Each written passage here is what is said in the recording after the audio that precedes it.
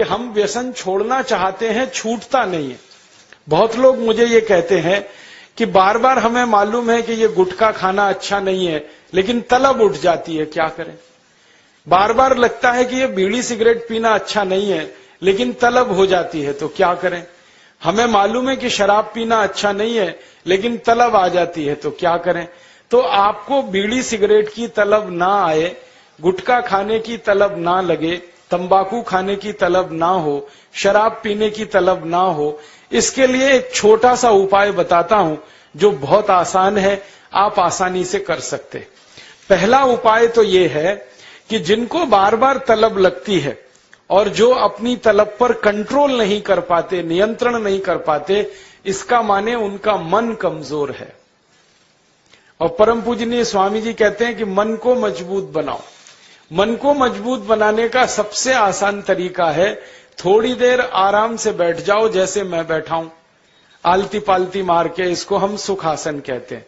आंखें बंद कर लो, दाहिनी नाक बंद कर दो और खाली बाईं नाक से सांस भरो और छोड़ो। खाली बाईं नाक से सांस भरो और छोड़ो, बाईं नाक से सांस भरो और छोड़ो। जिसको हम लोग चंद्र नाड़ी कहते हैं, उसको सक्रिय कर दो। जितनी ज्यादा सक्रियता आपके चंद्र नाड़ी की होती जाएगी, मन की शक्ति आपकी अपने आप बढ़ती चली जाएगी और आप इतने संकल्पवान हो जाएंगे जो आसानी से कोई भी बात ठान लेंगे तो उसको बहुत आसानी से कर डालेंगे। ये एक तरीका है, बहुत आसान है, ये भी प्राणायाम का ही तरीका है। दूसरा एक तरीका है कि आपके घर में एक आयुर्वेदिक औषधि है जिसको आप सब जानते हैं और पहचानते हैं। हम उसका बहुत इस्तेमाल करते हैं लोगों का व्यसन छुड़वाने में, और उस औषधि का नाम है अदरक। अदरक हम सबके घर में है। इस अदरक के टुकड़े कर लो छोटे छोटे, उसमें नींबू निचोड़ दो, थोड़ा सा काला नमक मिला लो और इसको धूप में सुखा लो, सूरज की धूप में इसको सुखा लो। सूखने के बाद जब इसका पूरा पानी खत्म हो जाए, ये अदरक के टुकड़े हमेशा अपनी जेब में डाल के रखो। जब भी दिल करे कि तंबाकू खानी है, गुटखा खाना है, बीड़ी सिगरेट पीनी है, तो आप एक अदरक का टुकड़ा निकालो, मुंह में डालो, उसका चूसने का काम शुरू कर दो। और ये अदरक ऐसी अद्भुत चीज है, इसको दांत से काटो मत, तो सवेरे से शाम तक ये मुंह में आपके सुरक्षित रहता है। इसको चूसते रहो, आपको गुटखा खाने की याद ही नहीं आएगी, आपको बीड़ी सिगरेट पीने की तलब ही नहीं आएगी और दारू की तलब भी छूट जाएगी। बहुत आसान है, कुछ भी मुश्किल नहीं है। फिर से बता देता हूं, अदरक ले लो, छोटे टुकड़े कर लो, नींबू निचोड़ लो, फिर उसमें काला नमक मिला लो, धूप में सुखा लो। सुखाने के बाद वो तैयार हो गया। तैयार होके इसको जेब में रखो, पुड़िया बना के रखो, डिब्बी में रखो, जैसे भी है जेब में रखो। जब दिल में तलब उठे, बीड़ी पीना, सिगरेट पीना, दारू पीना, गुटखा खाना, एक गुटखा माने एक टुकड़ा इस अदरक का निकाल के जीभ पे रखो, चूसना शुरू कर दो। जैसे ही वो रस आपके लार में घुलना शुरू हो जाएगा, आप देखना इसका चमत्कारिक असर होगा। आपको फिर गुटखा, बीड़ी, सिगरेट, तंबाकू, दारू याद ही नहीं रहेगी। सवेरे से शाम तक चूसते रहो, और जो 2, 4, 10 दिन, 15 दिन, 20 दिन लगातार कर लिया तो हमेशा के लिए व्यसन आपका छूट जाएगा। आप बोलेंगे ये अदरक में ऐसी क्या चीज है? ये अदरक में एक रासायनिक तत्व है जिसको हम रसायन शास्त्र की भाषा में, केमिस्ट्री में कहते हैं सल्फर। अदरक में सल्फर बहुत अधिक मात्रा में है। जब हम अदरक चूसते हैं तो वो सल्फर है जो अदरक का निकल के हमारी लार के साथ मिलके अंदर जाने लगता है। और ये सल्फर जब खून में घुलने लगता है तो ये सल्फर कुछ ऐसे शरीर में हार्मोन्स को, कुछ ऐसे अंदर अंतःस्रावी ग्रंथियों को सक्रिय कर देता है जो व्यसन नहीं करने के लिए आदमी को प्रेरित करती है। जो विज्ञान की रिसर्च है आज तक सारी दुनिया में, वो ये कहती है कि कोई भी आदमी व्यसन के अधीन जब जाता है तब जब सल्फर की मात्रा उसके शरीर में बहुत कम हो जाती है, तो उसको बार बार तलब लगती है, बीड़ी की, सिगरेट की, गुटखे की, तंबाकू की। तो सल्फर की मात्रा आप पूरी कर दो बाहर से, ये तलब खत्म हो जाती है। इसका मैंने हजारों लोगों पर परीक्षण किया है और बहुत अच्छे सुखद परिणाम हैं। बड़ी आसानी से बिना किसी खर्चे के शराब छूट जाती है, बीड़ी सिगरेट गुटखा आदि आदि सब छूट जाता है। तो आप इसका उपयोग कर लो। और इसका एक दूसरे उपयोग का तरीका बताता हूं। अदरक के रूप में सल्फर हमारे प्रकृति ने हमको भरपूर मात्रा में दिया है, बहुत सस्ता है। इसी सल्फर को होम्योपैथी की दवा के दुकान पे भी आप प्राप्त कर सकते हैं। आप कोई भी होम्योपैथी दवा की दुकान पे चले जाओ और उस दवा बेचने वाले विक्रेता से ये कहो कि मुझे सल्फर नाम की दवा दे दो, वो दे देगा आपको। एक छोटी सी शीशी में भर के दे देगा। और सल्फर नाम की दवा होम्योपैथी में पानी के रूप में आती है, प्रवाही रूप में आती है, जिसको हम लोग डाइल्यूशन कहते हैं अंग्रेजी में। तो ये पानी जैसी आएगी, दिखने में ऐसा ही लगेगा कि जैसे ये पानी है। वो दवा एक छोटी शीशी में ले लो। 5 मिलीलीटर दवा की शीशी 5 रुपए में आती है। और उस दवा का 1 बूंद जीभ पे डाल लो, सवेरे सवेरे खाली पेट। फिर अगले दिन और 1 बूंद डाल लो, सवेरे सवेरे खाली पेट। और तीसरे दिन 1 बूंद डाल लो, सवेरे सवेरे खाली पेट। बस 3 बार अगर आपने 1-1 बूंद डाल ली तो 50 से 60% लोगों की दारू बीड़ी सिगरेट तो 3 खुराक में ही छूट जाती। और जो ज्यादा पियक्कड़ हैं, हाँ ऐसे भी है ना जिनकी शाम बिना पिए गुजरती ही नहीं, उसके बिना तो उनका काम चलता ही नहीं, तो उनको ये निवेदन है कि ये सल्फर नाम की दवा को हर हफ्ते 1 बार ले लिया करें। आज ले लिया, 5-6 दिन बाद फिर ले लिया, फिर 5-7 दिन बाद ले लिया। हफ्ते में 1-1 बार लेते जाएं तो 1.5-2 महीने में बड़े बड़े पियक्कड़ों की दारू छूट जाती है। मैंने ऐसे ऐसे लोगों की दारू छुड़वाई है जो सवेरे सोकर उठने से पीना शुरू करते थे और रात तक सोने तक पीते रहते। उनकी भी दारू छूट गई है। बस इतना ही है कि 2-3 महीने का समय लगा है। तो ये सल्फर दवा अदरक में भी है, बाजार में मिलती है, होम्योपैथी की दुकान पे। अब इस दवा को जब आप खरीदोगे तो दुकानदार आपसे एक सवाल पूछेगा। वो पूछेगा कितनी ताकत की दवा दूं, कितनी पोटेंसी की दवा दूं। तो जब आप लेना इस सल्फर को तो उस दुकानदार से कह देना 200 ताकत की दे दो, 200 पोटेंसी की दे दो। सल्फर 200, यही उसका पूरा नाम है।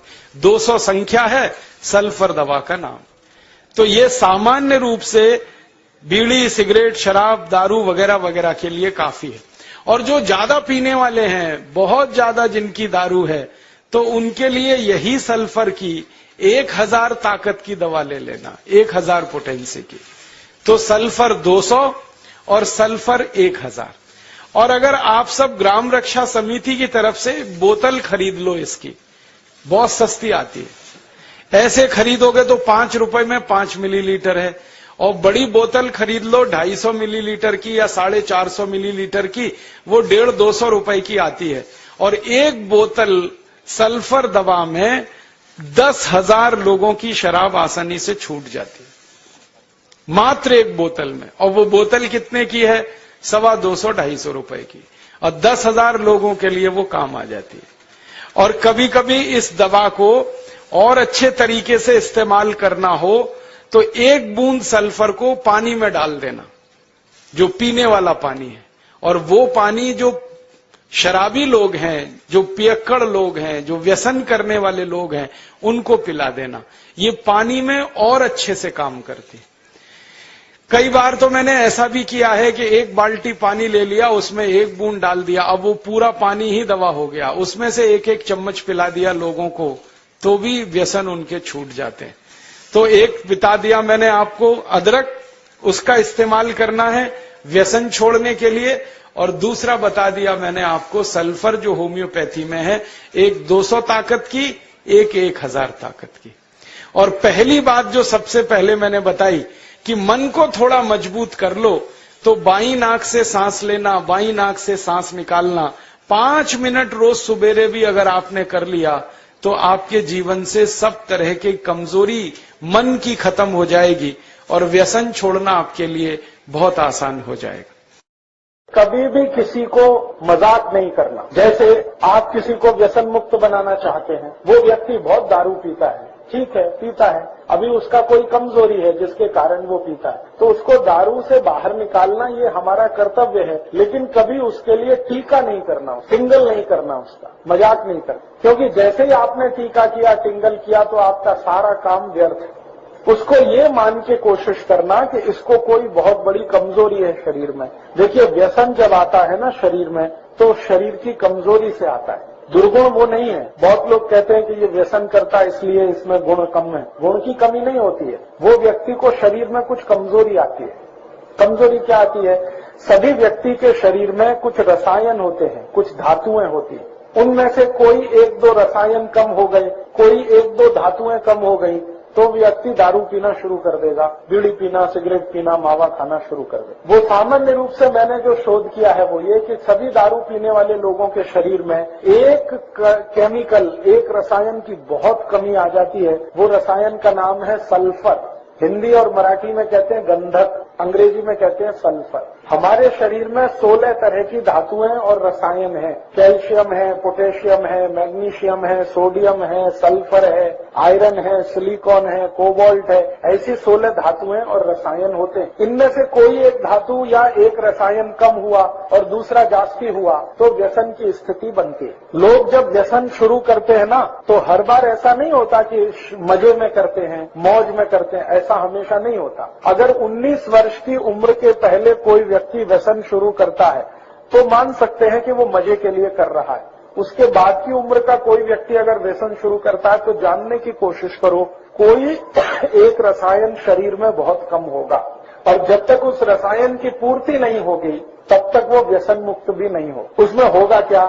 शुरू में आपने उसको समझाया, 1-2 दिवस समझ गया, फिर कोई दिन चुपके से जाके पी के आएगा, आपको बताएगा भी नहीं, और फिर आपको पता चला, आप बोलोगे यार तुमने फिर पी लिया, तो उसने कहा क्या करूं, मन नहीं मानता, शरीर नहीं मानता। वो मन मानता इसलिए नहीं है कि वो दारू के मदद से उसको वो रसायन की तात्कालिक पूर्ति होती है, शरीर उसकी मांग करता है। शरीर कहता है इसको पियो, इससे तुम्हारी ये कमी पूरी होती, लेकिन वो होती तात्कालिक है, परमानेंट नहीं है। तो ऐसे व्यक्ति को कोई औषध अगर दे दी जाए जो उसके रसायन की पूर्ति कर दे, तो जीवन पर्यंत वो व्यसन मुक्त हो सकता है। अब वो क्या रसायन है वो जानना थोड़ा चिकित्सा विज्ञान का काम है। मैं इस पर थोड़ा शोध करता हूँ। चाय कॉफी जो लोग पीते हैं उनके शरीर में आर्सेनिक नाम के रसायन की बहुत कमी आती है, इसलिए वो बार बार चाय कॉफी। शराब पीने वालों को सल्फर, गंधक की बहुत कमी आती है शरीर में, इसलिए बार बार शराब पीते हैं। बीड़ी पीने वाले, सिगरेट पीने वाले और हुक्का पीने वाले,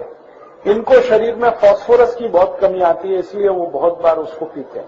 ऐसे 16 रसायन हैं, जिसकी भी कमी आएगी उसकी पूर्ति करने के लिए शरीर उसको प्रेरित करेगा, फिर जाकर वो पिएगा। तो ऐसी परिस्थिति है। तो आप अगर इसको समझ सकते हैं तो ये ध्यान रखिए कि कोई व्यक्ति अगर व्यसन कर रहा है तो उसके शरीर की कोई बड़ी भारी कमजोरी है या उसके शरीर में कोई बहुत बड़ी कमी है जिसके चलते वो ऐसा कर रहा है।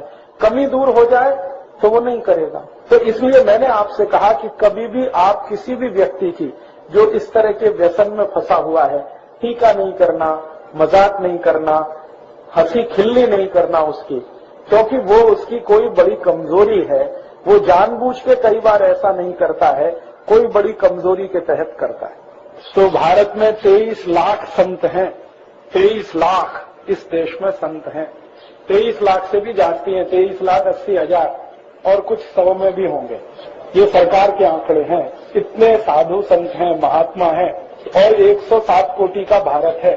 अगर ये कर लेते तो भारत में इतना भ्रष्टाचार, इतना अनाचार, इतनी व्यसन क्यों होती? तो साधु संत दूसरे को नहीं सुधारते, वो अपनी सेवा कराते। उनको अहंकार इस बात का है कि वो समाज को सुधारना कर रहे हैं, वो कोई समाज को सुधारना नहीं करते। ये बात मैंने बहुत बड़े बड़े संतों को कही है उनके मुंह पर कि आप तो अपनी सेवा करा रहे हैं, आपको अहंकार है कि आप समाज के लिए कर रहे हैं। समाज आपके लिए कर रहा है, आप समाज के लिए कुछ नहीं कर। तो आप में से किसी को साधु होने का नहीं है, ध्यान रखना। इस संत भी होने का नहीं है, संत और साधु कहलाने की भी जरूरत नहीं है। हम सामाजिक कार्यकर्ता हैं और हमारा स्थान बहुत ऊंचा है, क्योंकि हम समाज में रहते हुए कोशिश कर रहे हैं समाज को मदद करने की।